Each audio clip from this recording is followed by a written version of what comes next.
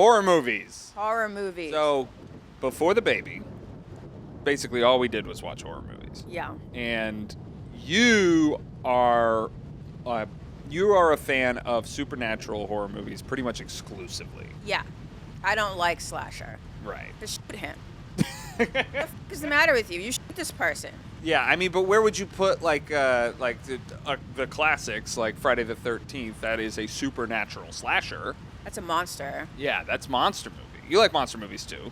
I like a monster movie. I do like a monster movie, but that is a straight up like demon walks the earth kind of thing. Yeah, and you get into, you like zombie movies. I used to. Mm-hmm. I used to. And I think the zombie fad that was going around the turn of the century, millennium. It comes and goes. Yeah. And they say that we basically, as a culture, flip-flop between zombies and vampires depending on who's in the White House. Which is really that funny. true? That's what Whose they theory say. is that? I've never heard that.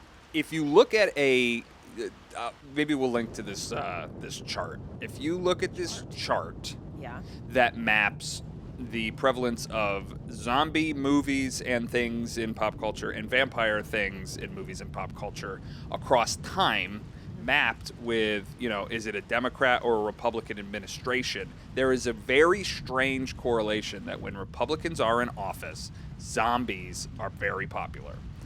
When Democrats are in office, vampires are more popular. That would make sense because the more conservative people are more disgusted by things. Right. They're more disgusted by mess. They're more disgusted by basically other people and foreign things. So that's why you see a lot of anti-immigration coming up under Republicans, because it's like, this is foreign, this is gross, I want what is familiar. Right. And zombies kind of represent like a walking disease. Yeah. So that and vampires represent what? Vampires are sexy. It's sexy. Vampires are like power. It can be sexy. It depends on what kind of vampire movie. Yeah, just the sexy ones. But if you look at it, this chart only goes to like 2010. Oh, come on. Oh, it goes to 2010. Yeah. But all the way back to like 1953. Wow. So 1953 was really the first like big zombie.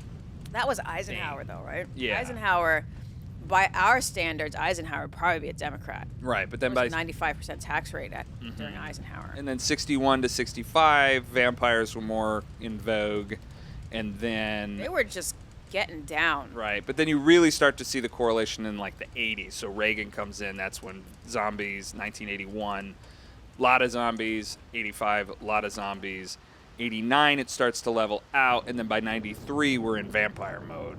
And then vampires are hot until 2001, and then 2005, 2009, zombies. That's fantastic. That is a really good But you can see it starting to kind of flip back to vampires as Obama. Vampires. Yeah. Wow. Oh, under Obama. So Under we don't Obama. know how it is right now. In Right. fact, we watch so many horror that we should be able to tell. We should be able to add to this if we had I mean, I think under Trump, I could think of more zombies. zombie movies went away. You think so? Because I was going to say, like, you had Train to Busan. That was coming out of Korea. That's true. So, I don't know. We didn't prepare for this, but yeah, we didn't. But this is just a really fun tangent. And then you had The Walking Dead, which kind of just got gross and icky, and it did too much, and I think really put people off of zombies. Yeah. Now I have a theory that kind of backs this up. Okay, so zombies are gross, and so people are afraid of zombies when there's the ick of too many people around. Like it's crowded, there's too many people. This is zombies. That's how we represent this. Sure. Like NPCs coming at you. But vampires are seductive. So when we want to be seduced, maybe when we're more lonely, vampires there's like an become scary. inherent like power structure to vampires, right? Yeah. It's more ordered. It's more ordered, it's more selective, and it's more of an honor to become a vampire, I think, and it is also succumbing to somebody else's will. Right. Which you could say that's why people think of Democrats as feminine or bottoms now or whatever. Beta. Bottoms. Well, I hang around too many gay people, or I used to hang around too many gay people. But you're not a fan of slashers, but you do like zombies. I guess I could say you like a vampire movie. If I find an interesting vampire movie, I'm like, okay, you'll probably like this. Yeah, Blood Red Sky was good. Blood Red Sky was awesome. Yeah. If you haven't seen, I think in a little bit we should outline some movies that we don't think a lot of people have seen. Unfortunately. In different genres. Yeah. But generally speaking, I am a fan of obviously we both love creature features. I am Yes. more on the side of a supernatural horror movie with rules. With rules. There has to be rules. We both love demonic possession movies. Demonic possession is the best. I think that's the ultimate fear. I think that's what's coming out now too. Right, go on. Well, it really is it's the only thing that I get like kind of really creeped out by. Like if you think about Hereditary, Hereditary was, I think, my favorite horror movie of all time. It was definitely my favorite horror movie theater experience of all time. Yeah, you had a good time in Hereditary. I had for some reason, I think I was really busy. I wasn't really keeping up with what was coming out, and I still don't really. A lot of things will just come out and surprise me. But you were like, I've heard this Hereditary movie is really good. We should go to the movies. And you took me to the movies, and that theater experience was great. Yeah. There were people around us who were also surprised, didn't know what to expect. And I think second only to The Ring. And that's when I was in like high school. Yeah. The Ring 1, the American version, was an incredible theater experience. The Blair Witch Project was that for me. I was too young. You didn't see that in the theater? I was too young. Oh, it was so good. I don't think I was supposed to, but they're not going to stop you. We used to have like small theaters back then. So it was like a small theater. It was a local owned theater. It wasn't a chain. Ugh. And so they were like, yeah, come in. We got to, it's midnight. Right. You're way too young to be out here, but come on in. And man, Blair Witch, that was so good. Because we knew it was fake by that time. But the way they were working with the magic, and was there this witch. I think the witch as an archetype is one of the less appreciated, but terrifying supernatural monsters. Well, when it's done well, yeah, I mean, just a creepy woman harnessing supernatural forces. Yeah, because she's in league with the devil. Sure. And the witch trials, that used to be a major, major thing in the United States and in Europe. Like, people were seized by this fear of witches for years, for centuries, and this fear of women and what they could do because they had power over life and death. Yeah. And so what does that mean? Yeah. And so the witch kind of has just become like, oh, this is a sexy little witch costume. But it's like, no, like what the witch was, like the fear of female energy. And maybe now because we understand childbirth a lot more and we understand medicine a lot more, they're not as powerful. But like back in the day, when you think of like just these, we call them folk people. Yeah. These people who were familiar with folk magic. And then of course, because the Catholic Church, which is this other opposing supernatural entity, talking about Samhain before and All Souls Day, how they're basically, the Catholic Church came and took Samhain because it took over these people's beliefs and their religions and sort of like the Borg brought them into itself. So then the Catholic Church made these folk people the ultimate enemy for years. It's just crazy. But the idea that you can basically catch a virus in your mind that will affect you, like that will change your behavior. That's kind of how you can interpret a lot of demonic possession or just like demons generally. Yeah. Like that, the Black Coat's daughter stands out to me as one of my favorite underappreciated, like. Is that with the girl from Harry Potter? No. That was with the girl from Mad Men. No? Yes. The girl from Mad Men. Oh, man, I don't know his name. Okay. But the idea that like something can kind of pass through and can kind of activate people in a way that, and I think that's rooted in reality very much because you've had experiences. Oh yeah, this is the scariest story. This is a legitimate real life horror movie, and I think the idea of demonic possession and stuff comes out of this. It's like where people like are not well, and will just lose it.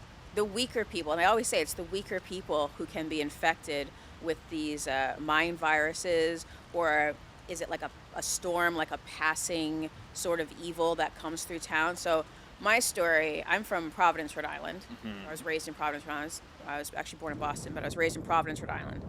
And there was a weekend a couple years back, I think it was almost like 9 years ago, and I was over here. So that's how much it affected Providence, Rhode Island. And in this weekend, a good friend from high school, really nice girl, she was murdered. It was a murder suicide. It was a really bloody affair. And one, she did not deserve that. She absolutely did not deserve that. It was her ex, and I don't want to go into it right now, but it was really a terrible thing that happened. But it was an incident where he snapped. Yeah, he snapped her suicide. Which on its own is sad. It's sad, and it's like, it's common because she did leave him, and that's the most dangerous thing you can do to a psychopath, is leave them and then ever see them again. Right. Like, once you have an abusive boyfriend, if you're going to leave them, you never see them again. Yeah. So I just chalked it up to like, oh, this is a major tragedy. Right. This girl she was like 30 years old. She was a few years ahead of us. She was a really nice girl, and everybody really liked her, and it was horrible. So I was like, okay, whatever. I ended up painting a picture for her mother just because I was like, this is just the worst thing that's ever happened. And so, you move past it, and you just get stuck in your head, whatever. So then my friend, I think it was like a week later. Yeah. So a week later, or maybe 2 weeks later, my friend came out. He visited us from Providence. He was living in Providence, and we took him to our Indian food place. Yeah. And we're having a dinner, and he's really, really sad. Like, he's just like forlorn, like looking down at his plate. And I'm like, oh God, like, what's wrong? He's a good guy. He's one of my brother's best friend, and he tells the story of that same weekend that had happened to my friend. A kid, like his one of his brother's best friends, so basically like raised in his house, had just snapped. He had snapped, and I used to read the Projo, which is Providence Journal, the local papers, and he had snapped, and he took a knife, and he went down to his neighbor's house. Yeah. Like he was living above another. He was living above a family. Right. He snapped. He took a knife down there, and he like tried to murder all three of them. Yeah. And I think he successfully did murder two of them. Yeah. And one was just like on the street, and they found him, and he was just like out of it. Yeah. And this happened the same weekend, and that shook the fuck out of me. Because it's like, I think you said it was like the devil came through town. The devil came through Providence, and that's like one of those things where like if that is ever mentioned, I keep it out of my head because for the most part, you can move past this. Things are rational. But if you say the devil came through Providence one time, I'm like, yo, the devil actually did come through Providence. That happens. Well, and when that happens, you better watch the fuck out. Yeah.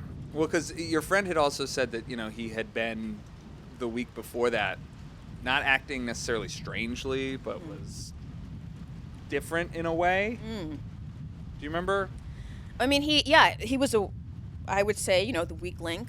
Mm-hmm. Like he was having mental problems on and off. And same thing with this other person. But for that weekend, when you go through the Providence Journal, is like the bloodiest weekend. Mm-hmm. And like these things don't happen that often. And so for them to happen, I think within like a half a mile of each other, and it's just so bizarre that I'm like, it's just something about it struck me, and it just made me be like, nope.